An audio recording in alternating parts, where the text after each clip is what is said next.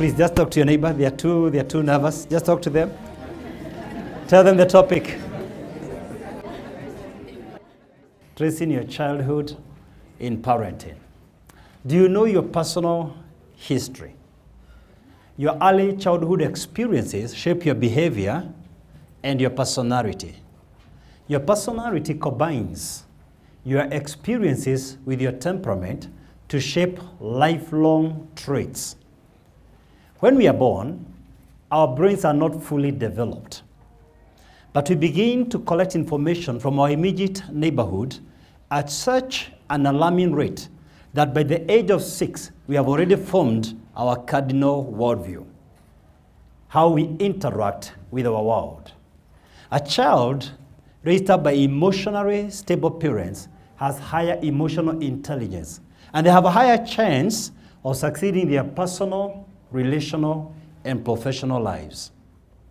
Childhood trauma haunts one's mental health for an entire lifetime. Men who find it difficult to leave their parents and cleave to their partners, there's a very high likelihood they were raised in controlling backgrounds. But you now need to realize that in-laws infringe into your marriage to the degree of the latitude that the partners involved permit them. Men who are raised in abusive relationships have higher chances of abusing their wives and even their children. In fact, men raised up in abusive relationships have a higher chance of seeing women as sex objects.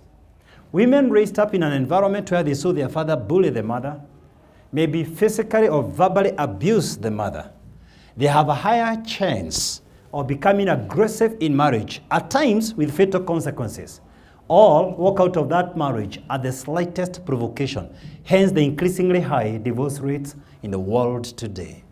Girls raised up in stable families demand high of their personal standards when they are relating with others. They demand others to respect their space. They hardly give in to just suggestions out there in the street. Girls who are abused earlier on when they were growing up are more vulnerable sexually, even in their adulthood. Children who are affirmed constantly by their parents, children who are celebrated by their parents have higher odds of succeeding in their career pursuits. Most stars in creative arts and groundbreaking entrepreneurs had very assuring parents when they were growing up. If the dots don't add up and you realize perhaps there are many gaps in your personal history, the good news is that you don't have to allow a past that went sour to continue to patronize your progress. An undesired past need not define your present and predict your future. Hence this forum tonight. But I'm inviting you to reflect about your childhood, because unless you identify the missing link, the passing of time will never alter your outcomes. There are many models that can help us to reflect about our childhood days, but I'd like us to be guided tonight by the Erikson model. Beatrice, would you come and take us through the 8 stages of growth? It is true that there are many models, like Doctor has said, that guide us concerning the way children are brought up. And the reason why we are choosing the model by Erikson, like he has mentioned, is because this is a model that explains to us the influence that our social interactions have on the children that we raise. One thing you find is that what Erikson says is that life is divided into 8 stages, and a child is required to negotiate every stage successfully. And a parent is supposed to be a guardrail, not a roadblock. And you know what a guardrail does? It helps vehicles not to flip over. It helps vehicles not to roll. But when you have a roadblock, it means that you cannot proceed. So tonight we are discussing the model by Erikson, and we shall be looking at those 8 stages. And in every stage, we shall be raising questions that children will be asking. And the way parents answer that question through the interactions that they have with the children also influences how they turn out later in life. And we begin with the first stage, when a child is born.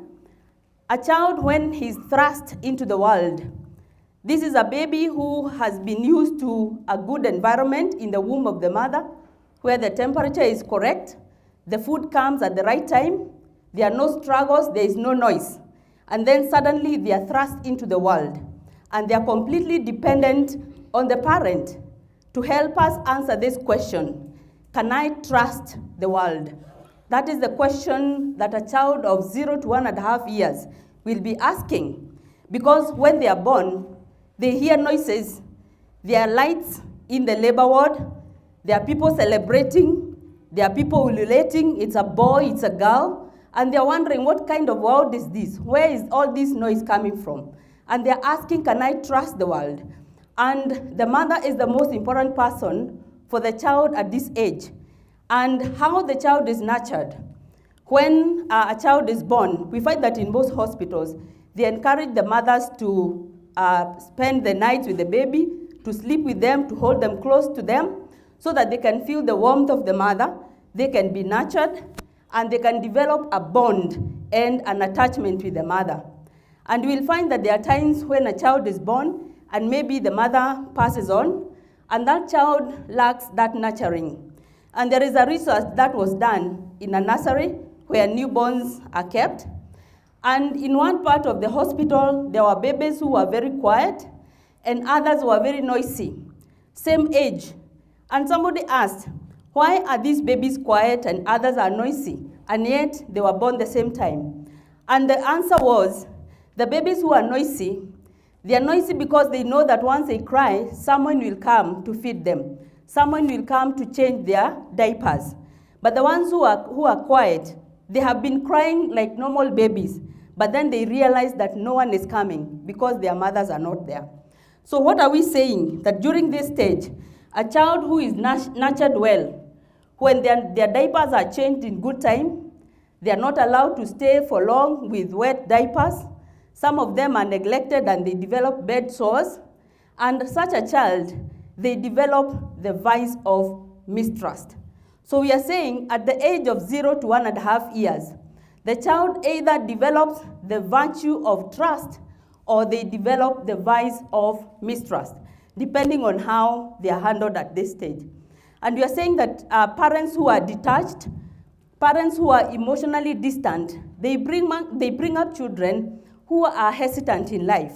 They are not sure of themselves because they have been taught that the world is hostile. When they cry, no one is paying attention. When they are wet, no one is taking care of them. And so the question that they were asking when they were born, that can I trust the world? Then the answer that they are getting is that the world is not to be trusted. People are not to be trusted. And so they build a wall around themselves. And such people, when they later grow up, they find it difficult to develop good and long-lasting relationships because they are suspicious of others. Even when you tell them that you love them, they are asking, what is it that you want from me? Because they picked the virtue of mistrust from the time when they were born. That is the age of 0 to 1.5 years. And you are saying that when children are taught to trust others, when they are nurtured properly, then they leave that stage with the virtue of hope. So how do we bring up children who are optimistic? It is by nurturing them well. It is by caring for them. Children who are optimistic are people who, even when they attend interviews and they fail, they don't give up. They know that if this one fails, there's still a chance that I can get another chance to pass an interview. They are optimistic. They have hope. Children need attachment. They need to bond with their parents. You have seen that even when you do construction of buildings, when you finish the slab, you take care of it until the cement holds. And when it holds, you can build many other stories on top of it because the cement has dried properly. It is the same thing. When a child bonds properly at that age, then they can go to any level in life. They can take initiative. They can do many things. It is like being attached to a power source. Because they have bonded with their parents, they know that they have somewhere that they can run back to, even when things are not going very well.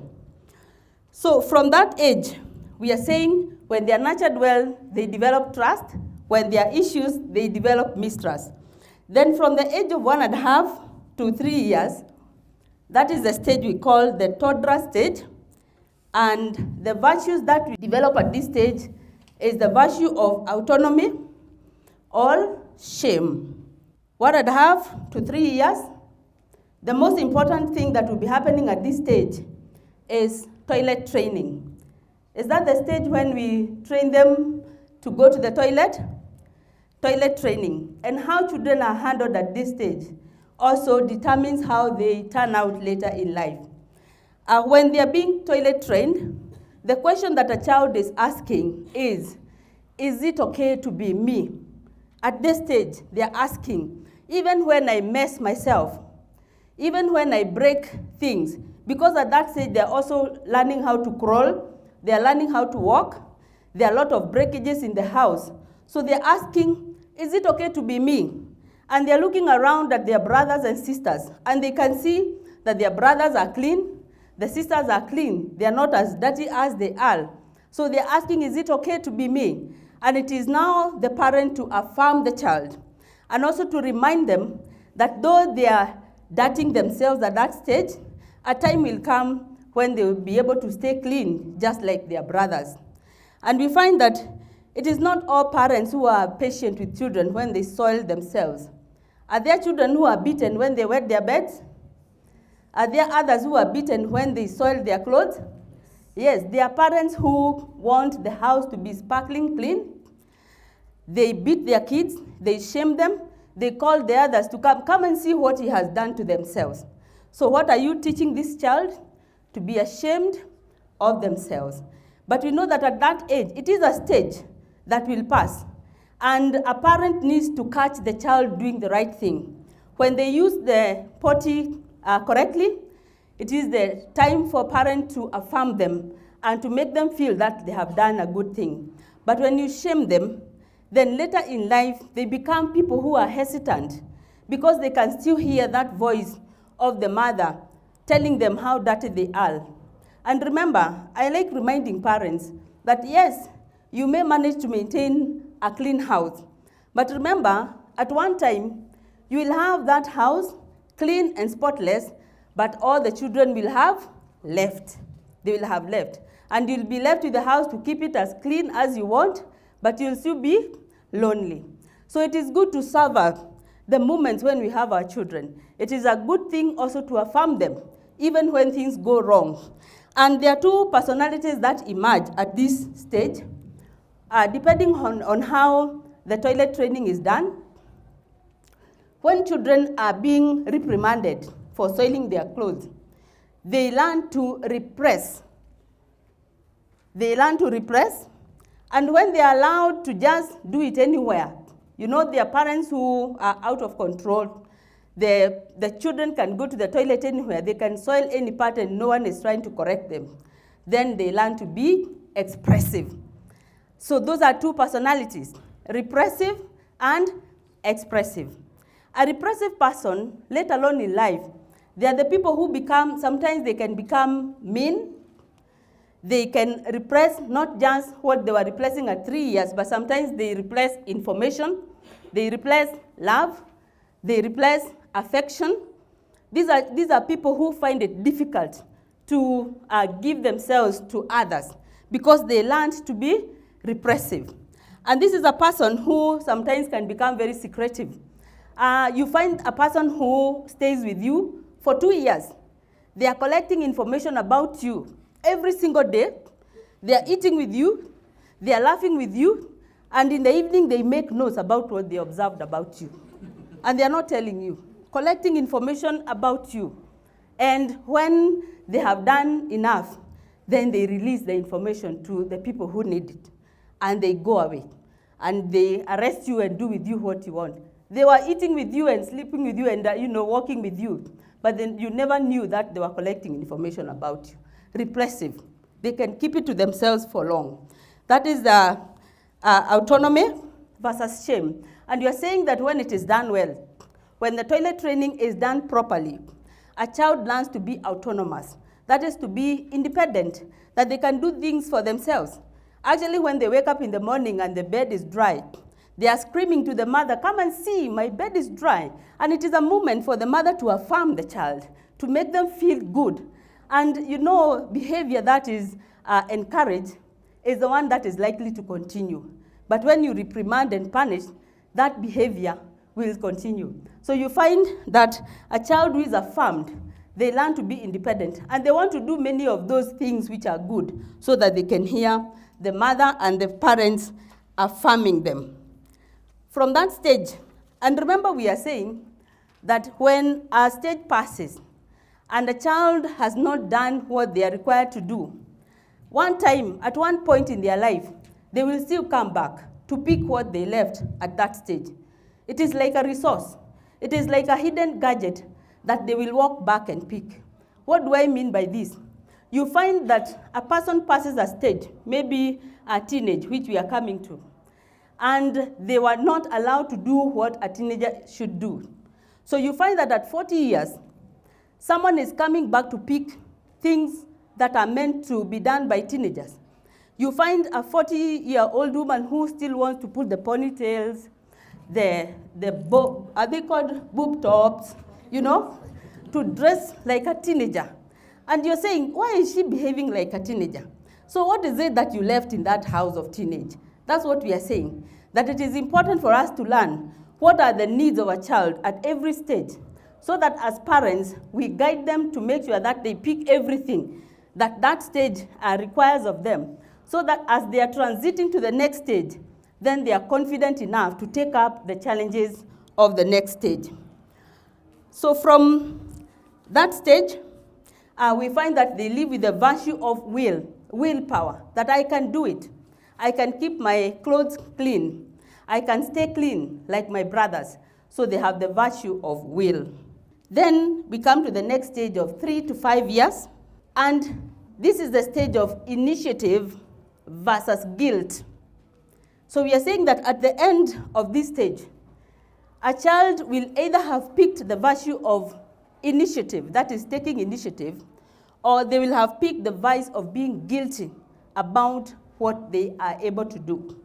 This is the age of 3 to 5 years. We call it the preschooler because at this time, some children have not gone to school, others are just beginning to go to school. We also call this the exploration stage. And that is why you will find that most children at this stage, they like asking why. You tell them, go to sleep, why? Wake up, why? Eat, why? Everything is about why. And sometimes parents will get pestered by all these questions. And children become very, very talkative at this stage. And sometimes you feel that you don't want to answer all these questions. They are following you around. The girls want to know what the mothers are doing. They want to learn how to cook. The boys are following the fathers. They want to change the tires. They want to do everything that the father is doing, all the while asking why. At least now we know the reason they ask why is because they are at the stage of exploration. They are exploring the world. They want to understand why things happen the way they do. And sometimes we tell these children to keep quiet. Shut up. And you know that the same child you are telling to keep quiet is the same child you'll start telling, please talk. Because at some point they will keep quiet. They will not be talking to you, especially at teenage. The same child you are telling shut up is the same child you'll be telling please talk. It's the same person you'll be sending people to pray for because they're not talking to you. The questions that they were asking you and you did not answer, now they are seeking the answers elsewhere. They are asking their friends. They are asking their grandfather, Mr. Gugu. Mr. Gugu is the current grandfather. He's the one who knows everything. So parents, when we fail to answer these questions, our children will run to their grandfather, Mr. Gugu. And we are saying that at this point, it is good for parents to encourage the children when they ask to be allowed to perform some tasks. We give them so that they can develop initiative. They can learn how to start something and bring it to completion. Because when we discourage, then they learn what we call learned helplessness. They think that things should be done for them, not for them to do things. And when people don't have initiative, you find that there is a limit as to how much they can do, even later in life. And I'm sure you have seen such people.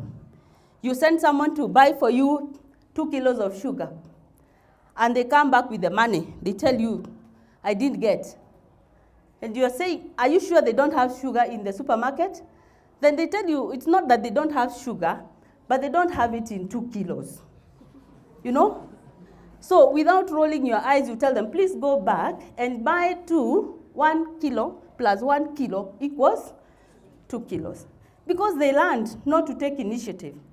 They can still hear the voice of their mother telling them, no, don't do that, don't touch that, stop it. So they are hesitant. They are not able to take initiative. These are the same people, even when you're driving behind them in the traffic, the lights go green. And instead of them just driving, they're looking left and right to see where the other people are going. They are hesitant in life. They feel that they are doing the wrong thing. They hear the voice of the mother or the father telling them, it is not right what you are doing. But when we encourage them, you find someone, you give them work to do, and by the time you're asking for feedback, they have done not just what you told them, but they have also done other things that are related to that. They are able to take initiative. And you're saying, at this point, children are asking many questions. It is the time when they are trying to discover their purpose. So when you tell them to shut up, do you know what you're doing? You are also denying yourself the opportunity to know the kind of child that you're bringing up. How else will you know that your daughter loves to sing? How else will you know that your son knows how to deconstruct and construct things? Like there's a likelihood that later he may take up technical courses, he may become an engineer, that is, how will you know what gifts God has given them if you don't allow them to practice those? Of course, with supervision, because we know at this stage, they may also play dangerous games. And so you have to supervise to ensure that they are also safe. And that's why at the beginning of this discussion, we say that parents are guardrails, not roadblocks, so that you are keeping watch on them to ensure that they don't flip over. I remember at one point, one of my daughters, the youngest, she asked me, Mom, I want to ask you a question. Were you there when people were practicing barter trade? I did a quick maths, and I remembered that barter trade was practiced before the introduction of currency in Kenya. And the first currency in Kenya was introduced in 1921. So as far as is concerned, I must have been transacting business in this world before 1921. And these are questions you must answer, because she wants to understand, how old are you? She wants to know. And you must answer these questions and give answers that are age appropriate. So after that, we have the age of 5 to 12 years. At this age, the children have gone to school, and that's why we call it the school age. And at this stage, there are two conflicts. One is industry versus inferiority. Industry versus inferiority. And the question the child is asking at this point is, can I make it in the world of people and things? Can I make it in the world of people and things? Why this question? Because at this age, life is starting to become complicated. They have gone to school. There is competition. There are exams. Sometimes they bring a report that is not very good. There is competition. They are failing in some subjects. They are failing in some games. And it is now the point for the parent, the way you interact with them will determine whether they become industrious or they develop an inferiority complex. At this point, they are also listening to what the peers are telling them. Maybe some children are laughing at them because of their performance in school, or maybe because of their looks. So the part of the parent here is to affirm the child. It doesn't matter what position they come to. It is the work of the parent to examine how the performance is and encourage the child and also discuss areas of improvement.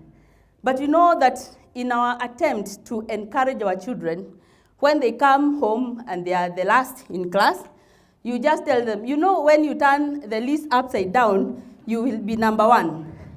You know? I don't think that is a very encouraging thing to tell the child. After some time, they will realize that it was not a very good thing to tell them. Because even if you turn it upside down, it doesn't change the situation on the ground. So it is for the parent to check in which subjects have they done well. You start with the ones that have been done well. Congratulate them for what they have done well, and then discuss on areas of improvement.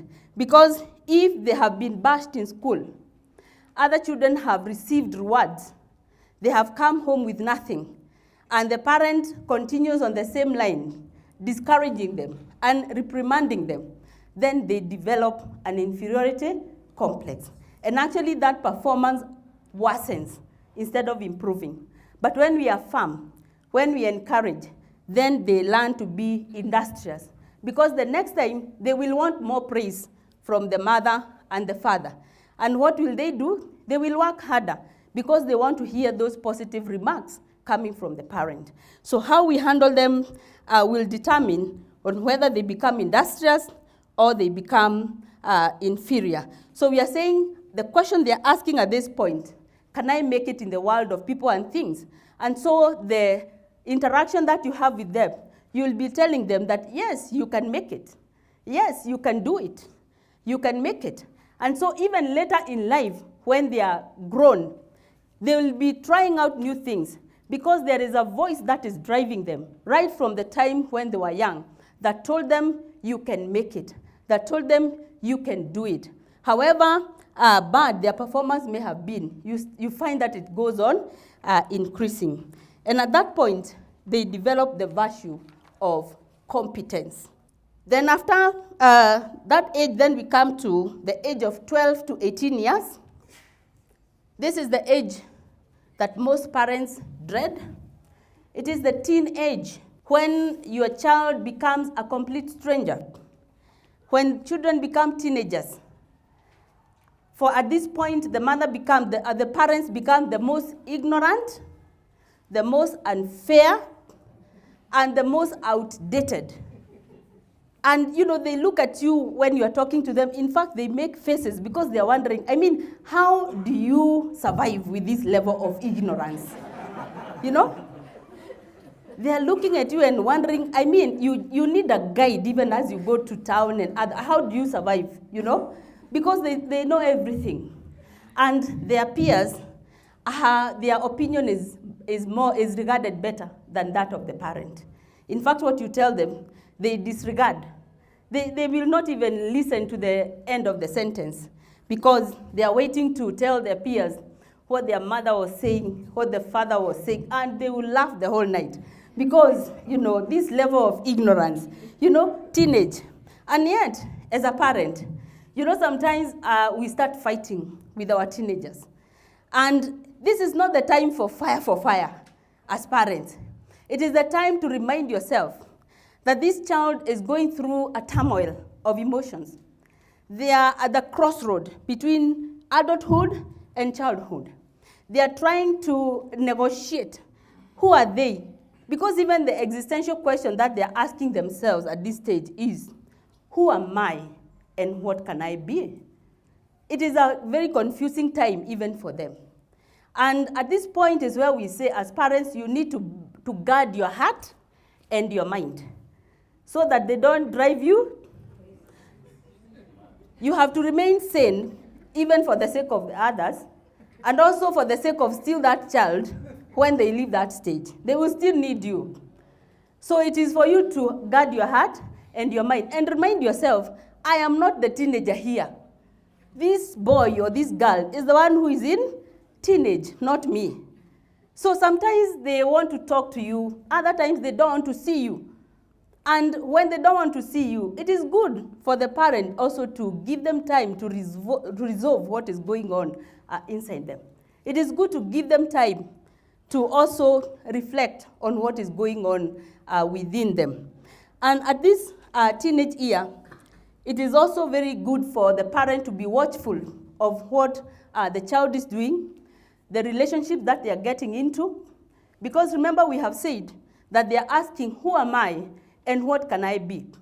And how they emerge from this stage also determines what becomes of them later in life. This is the time when we have issues of teenage pregnancy. It is a time when children, some of the teenagers will not even want to go to church. They want to develop their own values. They want to rebel against everything that the parents stand for.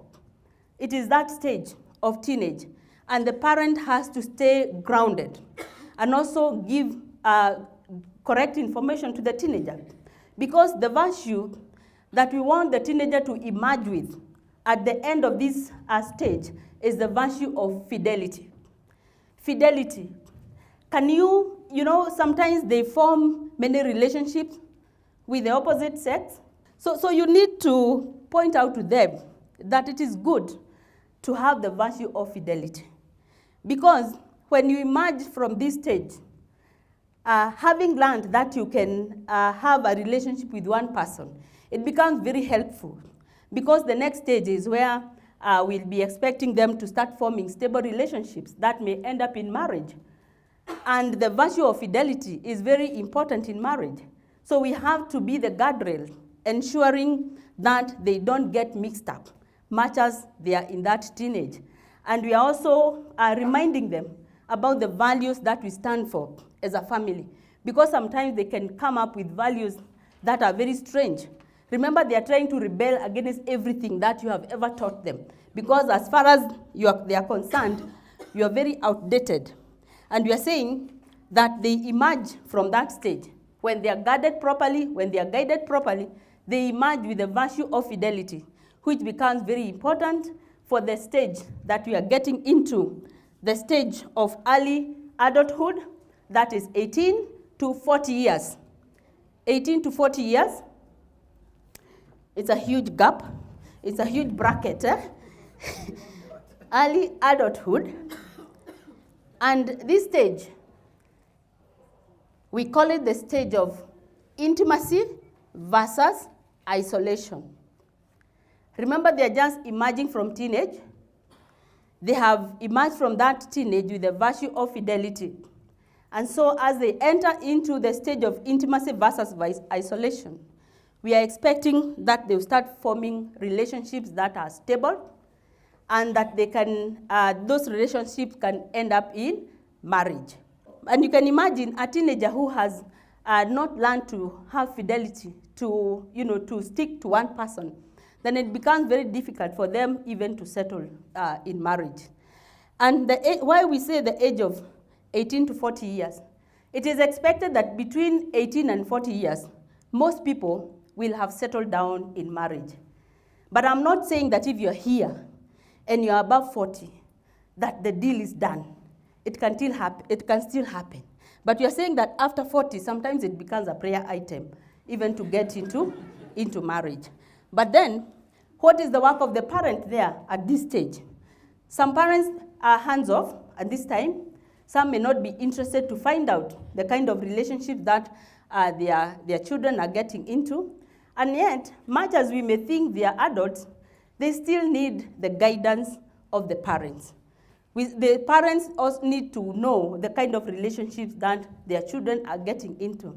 Because we know that there are some parents who get surprised when one day their daughter or their son tells them that they are bringing their partner home, and then the person that they brings home, Jane brings Mary, or Peter brings David. And this relationship has been going on for long without the parent knowing. Sometimes even if they will not tell you, just throw a question here and there. You may just end up getting to know what is happening to your children at this point. So we are saying that at this stage, what question is this person asking at the age of 18 to 40? They are asking, can I love? This is the age of love. It is the age of intimacy. And we are saying that when this stage passes, and a person has not gotten into a relationship that is long-lasting, then there are possibilities that this person may start getting isolated, they may start getting frustrated, they may start getting depressed, because they see that the clock is ticking and there are some things that they should have done which they have not done. And it is important that as parents, we try as much as we can to ensure that this virtue of love is encouraged for our children, so that they don't get isolated. They don't emerge from this stage when they have not done what they should have done. And we are saying that successful negotiation of this stage leads to the virtue of love. And a person now settles in a stable relationship, they start families, and they are settled. Then from there we come to the age of 40 to 65 years. Remember, we have said that these stages build upon the successful negotiation of every stage. Once you negotiate a stage successfully, then it gives you the competence to negotiate the stage that is following. So at the age of 40 to 65 years, this is the stage that we call adulthood. And the vice and the virtue of this stage is generativity versus stagnation. Generativity, from the word generous, generativity versus stagnation. And what is happening to a person at this time? This is the time when a person is concerned about their legacy. This is the time when a person is concerned about their lives. And the question that a person is asking at this stage is, can I make my life count?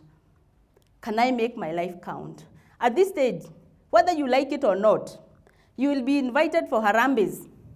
You will be invited to raise funds. You will be asked to support this or that cause. Whether you like it or not, a phone call will come one day, because it is the stage of giving back to the society. It is a stage of doing things that will outlast you. It is a stage of where you are concerned about what you want to be remembered for. It is the stage of legacy. But if at this point people look at you and it's like you have nothing to offer, then that stage also brings in the issue of stagnation. You feel like you have stagnated in life. You feel like you have nothing to offer. And there's that feeling of, frustration that starts to set in, especially when you find that you are coming to the age of 65 and you're looking at your life and you have not built anything. You have not, there is no legacy that you can be proud of. The setting of frustration comes in. And success at this stage leads to feelings of success, because you are looking at the legacy that you have built and you're feeling that you have succeeded in one area or another. There is that course that you started which is doing well. There are people that you have mentored. You are looking at the family that you have brought up and you're saying, yes, these people have been mentored well and they can stand on their own. And as we come to the last stage, which is 65 and above, this is the stage that we call maturity. 65 years and above, it is a stage of taking stock of the life that you have led. And the question that a person would be asking at this stage was, is it okay to have been me? You are looking at the choices that you have made in life, and you are taking stock, you are taking an audit of the life that you have led. And you're asking, is it okay to have been me? Were the choices I made good enough? You are looking at the family that you have brought up, and you're asking yourself, is it okay to have done to my family what I did? And so the two virtues, the two vices and virtues that arise at this stage is the virtue of integrity versus despair. You're now at 65 years and above. You're looking at your life, and when you take stock of what you have done, you either have a feeling of integrity. You are saying, yes, I have done it. Yes, I have children who can stand on their own. Yes, I have some inheritance for my children. Yes, the life that I have led is a life of integrity. You have now become a consultant in issues of life. And when people need advice on issues like marriage and even when your children are buying property, they come to consult you because you have integrity. The choices that you have made, they are choices that have brought respect to you. You are looking back at life. But then we are saying that there are people who get to that stage, and when they look at the life that they have had, they don't feel like they have integrity. Actually, they start despairing. Because at this stage, you are looking at the road ahead and the road behind. And the one ahead looks shorter than the one that is behind. It is at this time, even when you want to ask for a loan from a financial institution, they will hesitate, So that feeling of despair, because you feel like you have run out of time to correct any mistake that you may have made. But when you have integrity, you're looking back and you're saying, yes, I still have more life ahead of me. But when you despair, these are the old people who start complaining that their file has been forgotten up there. They wonder why is it that they are not going home. They want to go quickly because they have nothing to live for. But when you have integrity, you want to see how many grandchildren can I have. You want to see the maximum of grandchildren that you can have. You want to see how your wife will look with an extra wrinkle. You have integrity. You are proud of your life. But when you are desperate, these are the people, even when you go to the village, they are always cursing and making noise because they are desperate. They don't feel like they have integrity. They have taken stock of the life that they have led, and they feel they are desperate. And they are looking ahead and seeing there is no time to correct any mistake that has been made. So what are we saying? That it is important as parents to be aware of the needs of children at every stage, so that we are guarding them to ensure that they negotiate the corners correctly. Because like we have said, that if a stage is skipped and there are things that should have been done but they were not done, then there is a possibility that someone will come back to pick what they left. You will find someone regressing and behaving in a way that is showing that they are not behaving their age. You have had people being told, behave your age. It is not that they are not behaving their age. There is still a resource that they left behind which they can still pull and use. And I believe that as we sit here, we are asking ourselves, so is all lost? And maybe you have identified an area in life which you feel maybe identifies with the way maybe you grew, or maybe the way that you're bringing up your children. And I believe for this meeting, we are asking ourselves, can this situation be redeemed? And as I hand over the mic to Dr. Kinyanjui, he will come to help us negotiate and interrogate these waters, so that the questions that I can see hanging in your heads will be addressed as Dr. Kinyanjui comes back to the stage.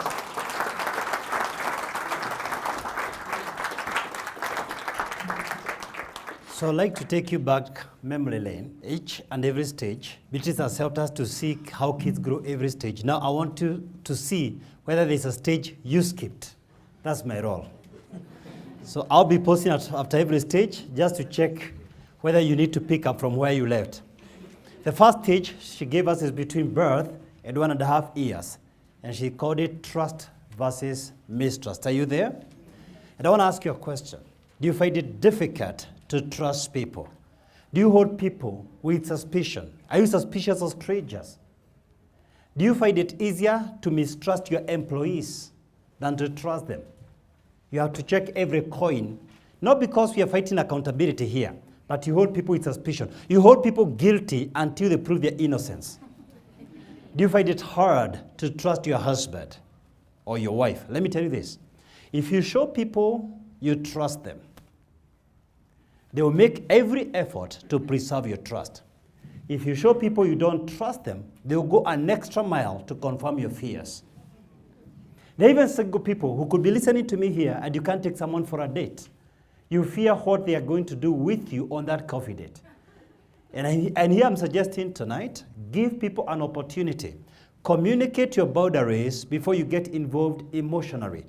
Do not communicate the boundaries when you're emotionally involved. Communicate when you're still logically and rationally involved.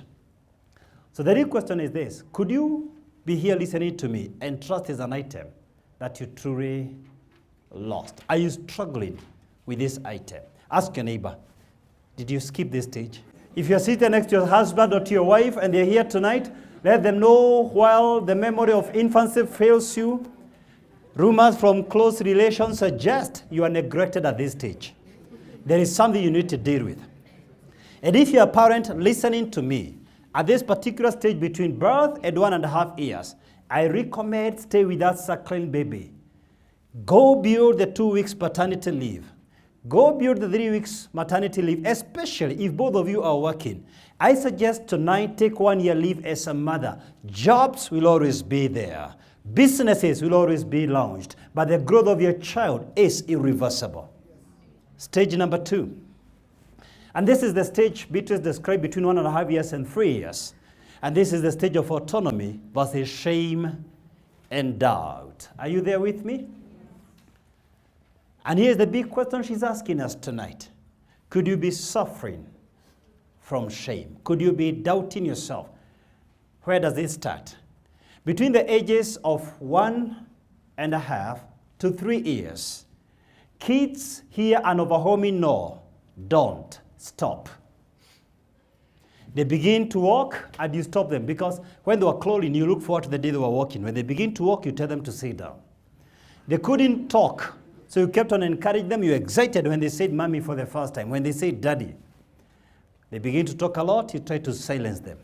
All over they see red lights. They hardly see green lights. They never see the go sign. It is stop, stop, stop. And this is the conflict that happens in the life of a child. They see you holding a hot plate, but you can't allow them to touch it. Tell them stop, don't touch fire, don't go to the swimming pool. But they see other people in the swimming pool. Then they begin to doubt their humanity. They begin to question whether they're human enough. How come the other people are swimming, but I can't swim? They begin to think those people who do stuff out there, those who swim, are more endowed than we are. They are more equipped than we are. They are more gifted than we are. There must be something fundamentally wrong with me. Parents begin to build perimeter walls around their children.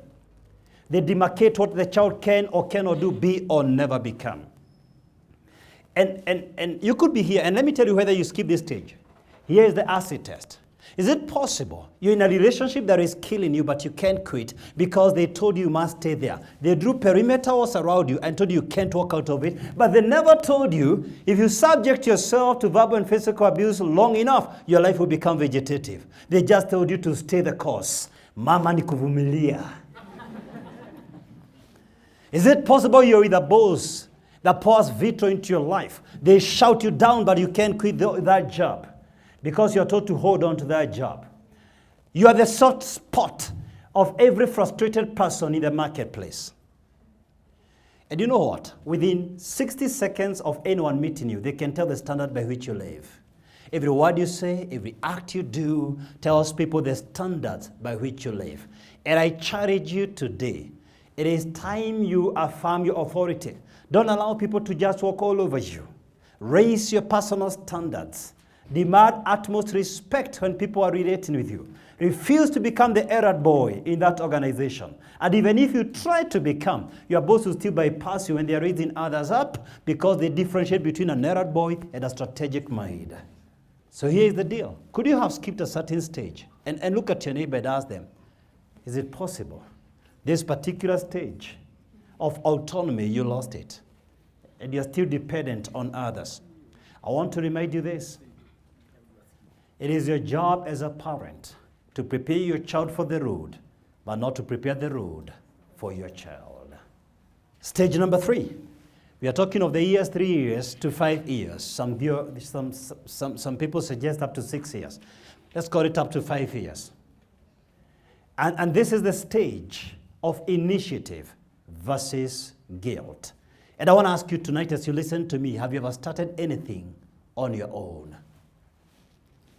Are you excited watching other people do their performance, but you're too shy?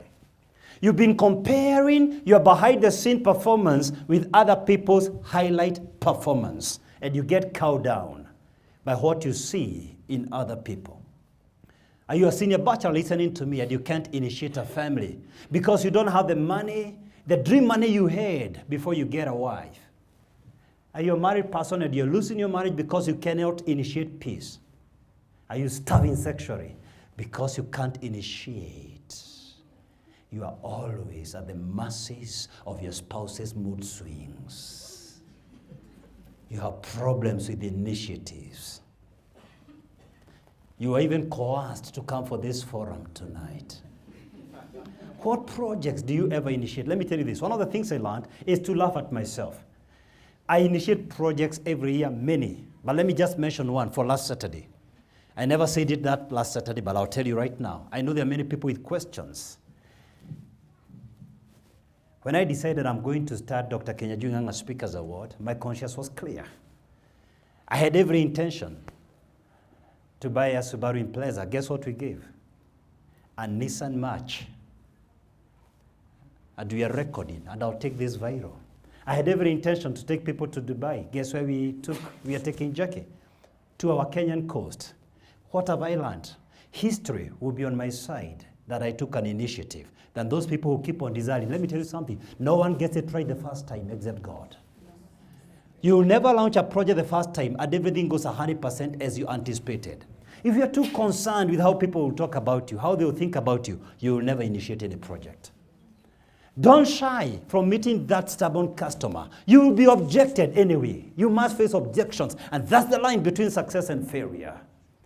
Don't shy to suggest that idea to your boss, whether they take it or not. It is not a personal rejection. It's a rejection of that idea. Learn to take initiative. You know, at this particular stage, when kids take initiative, their parents stop them. I'll never forget at this age, we decided to plant some grass where we used to live, Zimbabwe grass. It cost us 50,000 shillings.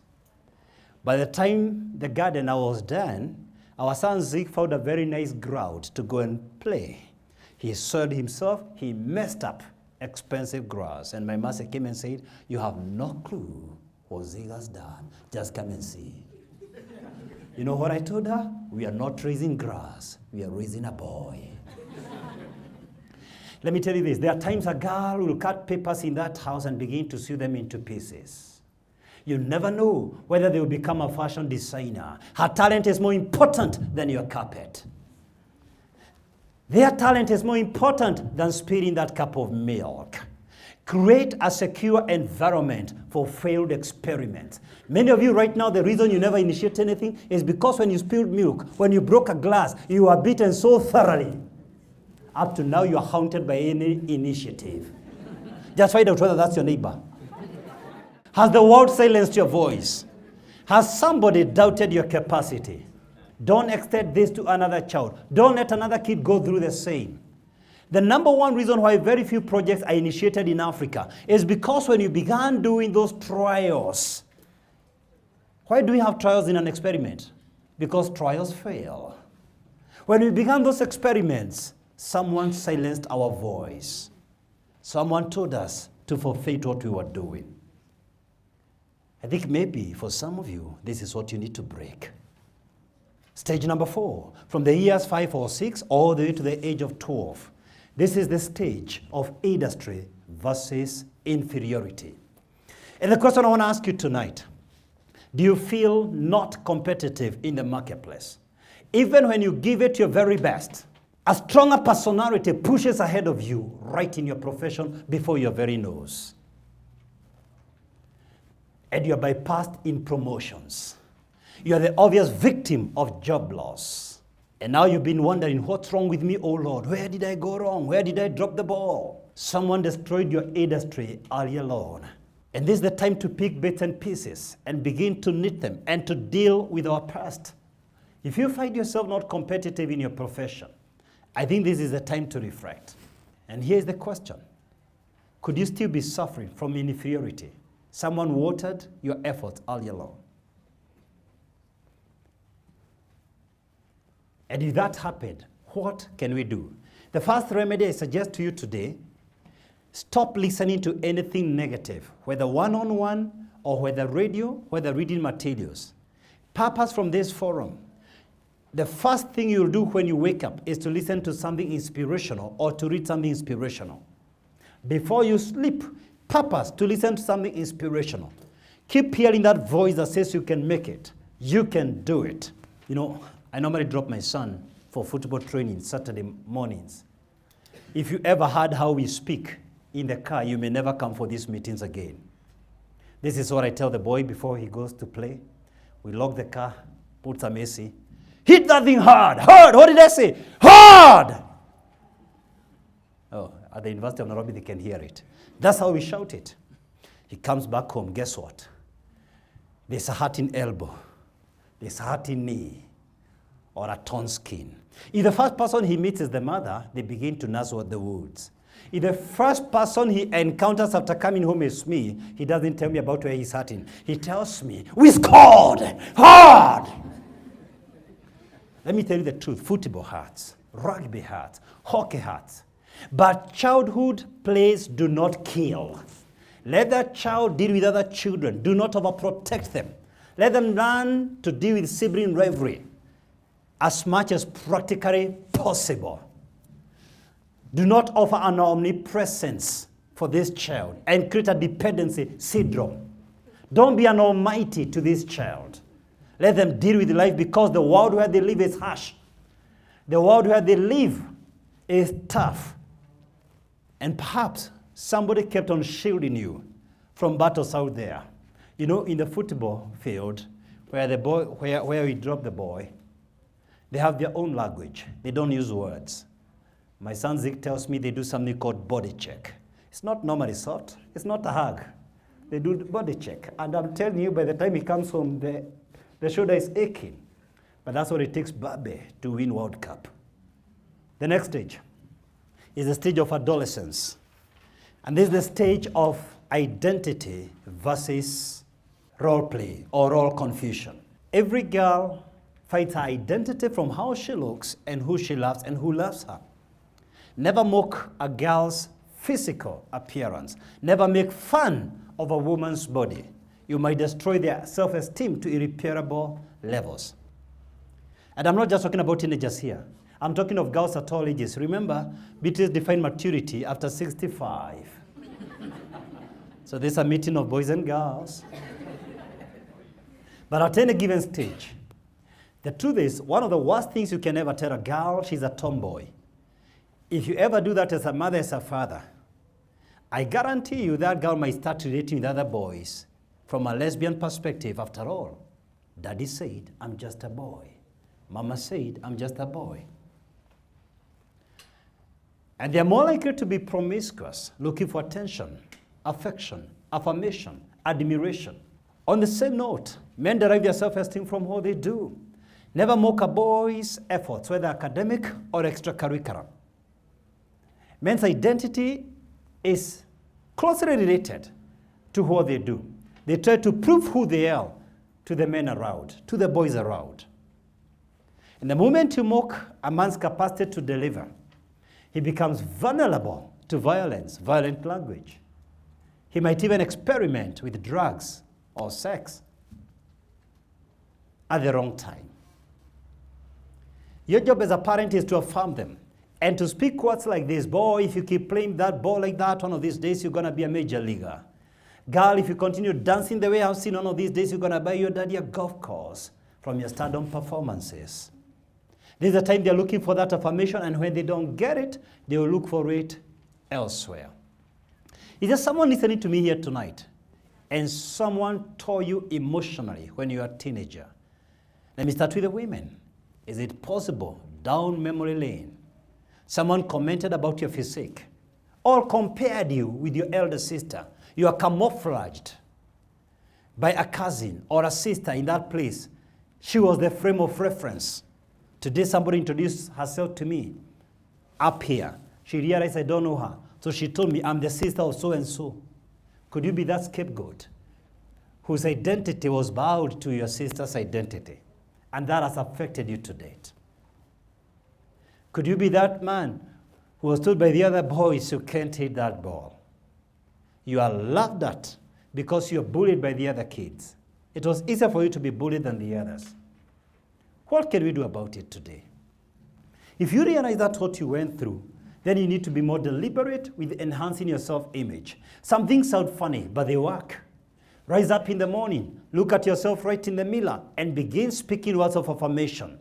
I'm the greatest in my field. If you're in marketing, for heaven's sake, if you're selling flowers, begin to say to yourself every single morning, I'm the best in floriculture in East Africa, and tell everyone else as much. It begins to build a new reality into your life. You've got to undo what that was spoken in your past. The next stage is young adulthood. And this is the stage of intimacy versus isolation. And I want to ask you this question tonight. Are you lonely? Have you found yourself not with a mate and no one is looking for you? Are you wondering when on earth will someone come near my path? Then I suggest to you tonight, is it possible if you look back, someone caged you in your young adulthood, especially in your early 20s, early and late teens? Is it possible someone caged you and never allowed you to explore? You know, at this particular point in time, especially young adulthood, between the ages of 18 all the way to 25, these people are in college. Some of them are in universities. And if you're a parent and you have a child at that particular age, I suggest let them go to the university alone. Are they likely to make some messes? Of course, yes. Many of them are likely to make mistakes. But the art of living together can never be learned from books, from seminars, or from even videos. There is, undeniably, forums like the one we have tonight have their place. Videos and good books in shaping our values and our worldview. But life must be experienced. It cannot be studied from a book. And I think the thing we need to learn at this particular point in time is that no relationship comes fully baked. None of them is fully mature. They mature up with time. We make mistakes along the way, but there are no two ways to it. You know, fathers in particular who used to be messy in their young adulthoods try to overprotect their daughters by hooks or crooks. They just can't trust men around. Women who did not navigate this stage properly become the unpopular mother-in-law who wants to be intimate with her son because she doesn't trust her life partner if she has one. So the only person she trusts is her son. And this is likely to haunt you for a lifetime. If at this stage you never related with people closely because somebody made you believe relating with an opposite sex is dangerous. And you see, when such a gospel is overpreached, you go to extremes. You're never neutral. You either give up on love completely or you become promiscuous. Most people prefer to give up on love completely until their kingdom comes. Could you be a victim and you're listening to me? And while others are just hearing words, you are actually scratching some wounds. And if you're a parent, I suggest to you strongly, don't deal your past in your child. Don't lock them because of your past. Your own insecurities could be destroying generations after you. The seventh stage, number 7? Number 7, the Middle Ages. We call it the Middle Ages. And this is the stage of generativity versus stagnation. And I love the way Beatrice explained, because if you don't become generous, you become stagnant. And the real question I want to ask you here tonight, at this particular stage, do you feel like you've gone round and round in cycles? Do you feel like you've been marked timing in your life? 5 years down the line, 20 years after college, with nothing substantial to show for your life, no tangible assets. You've not even settled in your relationships. Could this be you? Is it possible you've been going through cycles and cycles, but you've not been making progress? Then you're the person we are describing as having stagnated. I invite you over this weekend, if you may, to listen to the video Breaking Vicious Cycles, if you can. Go over it at least 3 times. Breaking Vicious Cycles. But today I'm also concerned with a special category of people. These are people who have high qualifications. They are highly skilled, but they are being supported by someone. And there's nothing wrong with being supported by someone. But the reality in life is this: you are never created to be a dependent. You are created to be a partner. Quantify your contribution in that relationship. This need not be financial. It could even be the social value you're bringing. But the reality is this: if somebody continuously provides for you, they cover you from shame of joblessness, they cover you from shame of undressing because you're well groomed, they will destroy your creativity, they will destroy your productivity. You see, you are designed to be productive. Even if you are serving a larger vision, you are not designed to be a receiver. You are designed to be a co-worker, a partner, a helper. Take stock whether you just been receiving. And this is how you, if you want to be honest with yourself, let me give you an answer test. This is going to be hard for some of you, very hard. If the person who's been supporting you was eliminated from the scene, if the good Lord took him away, would your lifestyle be impacted seriously? If that describes you after this meeting, I would suggest critically rethink even about your income. Rethink what you contribute, because anything can happen. These things happen to people. But even more importantly, the most gratifying thing to a human being is when you're productive. The 8th stage and the last one, the stage of integrity versus despair. Let me say this. This is not a stage you address at that particular stage. It is a summation of your capacity to have resolved the other 7 stages in your life. If you haven't navigated properly the other stages in your life, this is a stage full of regrets. If you don't navigate every stage properly, you will regret for the opportunities you wasted. For allowing fear to have dominion over you and you never initiated projects. You will regret for the time you wasted, the dreams you shelved, the gifts you wasted away. At this particular point in time, you regret the money you wasted in reckless living, harloting, and drinking. You imagine the investments you would have made. At this stage in your life, you regret the child you aborted. You easily took morning after pills to cover up your night messes. Now you live in relative affluence, but no apparent heir, because you destroyed permanently your capacity to bear children. At this stage, you regret the child you abandoned, and now they have become a millionaire, and now they have become a governor, and now they have become a cabinet secretary, and now they have become a president. At this stage in time, you regret the family you destroyed and the unmatched pains you caused that spouse and your children.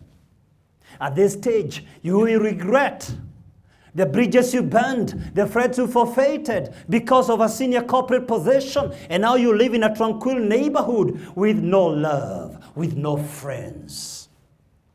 At this particular point in time, you regret the parents you despised, and now they are gone and you can't reconcile anymore.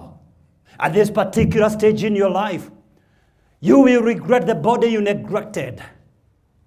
In gluttonous lifestyle and lack of exercises, it can't carry you any longer. It is bulging, it is giving up, it is damaged beyond repair because of your lifestyle. And finally, at this particular point in time, you regret the God you disowned, foolishly questioning his very existence, and now your heart is too hardened to accept his salvation. The flames of hell stare in full glare before your very eyes as your eyes close into eternal darkness. I ask you tonight, shall you count your days, or shall you make the days of your life count? I want to make a comment about a certain program called A Guide to Parenting Today. A Guide to Parenting Today. Some of you have seen this on social media. So we have some 10 lessons. The first lesson is on mentorship, and I will be asking you a few questions here and there. Sometimes do you find a disconnect between what parents say and what they actually do? Do some of our kids get confused between your personal values and the values of the parents in that neighborhood? Do you sometimes find yourself in a conflict, telling a child one thing, but then what they're observing in the neighborhood is totally different? Lesson number 2, talents. And the reason we want to take people through this program, maybe if I was in some remote places, northern Kenya, I would think twice about how to implement this topic. But for those of you listening to me here tonight, 100% of you know the need for education. So you don't need to be preached about why you should take your kids to school. So we want to look at a different direction, and that is about talents. And I know this, the major difference between your child and any other child right now within your neighborhood is exposure. Mark Zuckerberg was introduced by his parents to computers when he was 11 years old. By the time he was 19, he was making computer programs for Harvard before he dropped out, and then Stanford University, and then he headed for Silicon Valley. Actually, the main differentiating factor for your kids may be what you do about their talents. The third lesson is about sexuality. Why this? Can I ask you, just today only. Now, the average parent listening to me here tonight, how often do you discuss with your teen girl or teen boy about sexuality? In one given year, how many times do you discuss with them about sexuality? Let's just have one or two volunteers. When do you say, look, let's have a date, let's talk about this subject? How often do you do it? Once or twice a year? Maybe when you find something is triggering their knowledge about what's going on, what should be going on. So you want, like, it's a correction. Yeah. One or two times a year, and when she's triggered by something going on in the society. So let me ask you this. Let's assume there's a parent here who speaks about it every single month. That's very unlikely, but let's assume that. Let's give it the benefit of doubt. And you speak about it every single month. And the media does that every single day. Who is going to win? The media. Hence the topic. In fact, the parents I'm taking through this program from Roleplay Sogari, we are doing a 16-day challenge just to trigger them to begin to speak to their daughters and their sons on sexuality. Number 4, gadgets. Can I ask, by a show of hands, and I want you to be as honest as you can, how many here the first thing once you wake up, the first thing you touch that morning is your phone? Let's make one more confession. How many here can confess the last thing you touch before you sleep is your phone? Oh, fair enough. You are so honest. You are heavenly materials. So let me ask this. How many here on an average working day you can switch off your phone for 4, 5, or 6 hours? Lift up your hand. All right, 2 hands. That's the definition of addiction. You're addicted to phone. And do you agree with me? You can't speak someone out of an addiction that bites you. That's not good to tell parents. You know, we can be in denial. We can think denial is an Egyptian river. But here's the deal. I think gadget is an issue for parents today as much as it is for children. I know a family where they deposit their phones.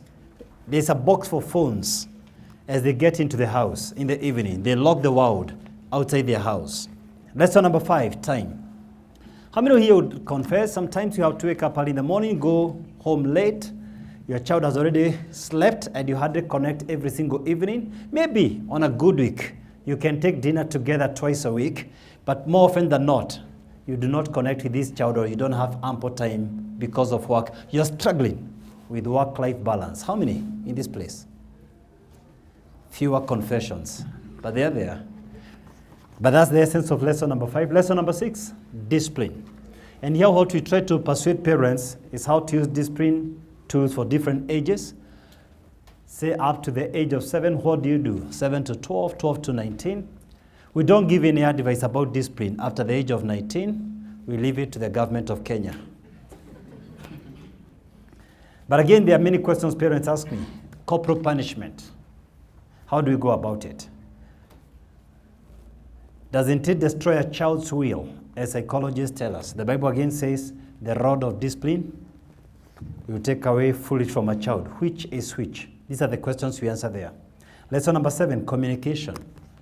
And how do you speak at the child's level? How do you speak without labeling the child, but you label the behavior? Lesson number 8, needs. What are the needs of teenagers, toddlers, young adults? How do you meet them? How do you draw the line between gifts and bribing the child? Lesson number 9, resilience. You know, we are living in times where kids commit suicide because a chocolate was not white. The car that was bought was not a Mercedes, it was a Toyota, and a child committed suicide. A child most of you know. We are living in days whereby kids are never pushed because they will cry.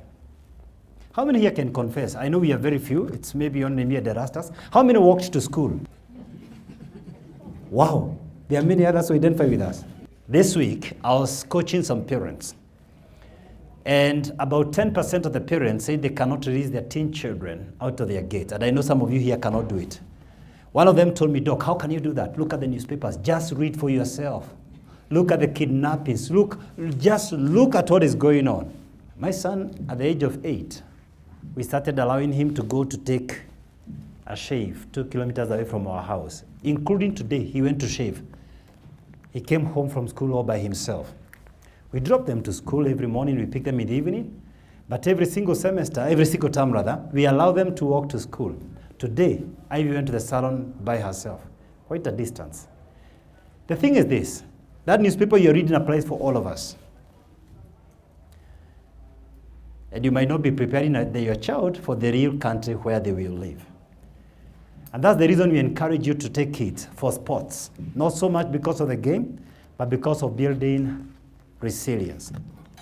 I know some programs where boys are taken for jogging. Is it really jogging? 26 kilometers by their own fathers. And by the time they finish, they never cry when the TV is switched off. The last lesson, number 10, is about family. And a lot of questions are emerging these days, especially different family structures. So we have discussed 4 family structures. And let me just mention one, single parent family. One of the most common questions in this time and age, if I'm a single mom, for instance, do I bring a father figure at home? Suppose I don't want to see my ex. He's still my child's daddy. How do I go about it? Real difficult questions. Thank you, and God bless you.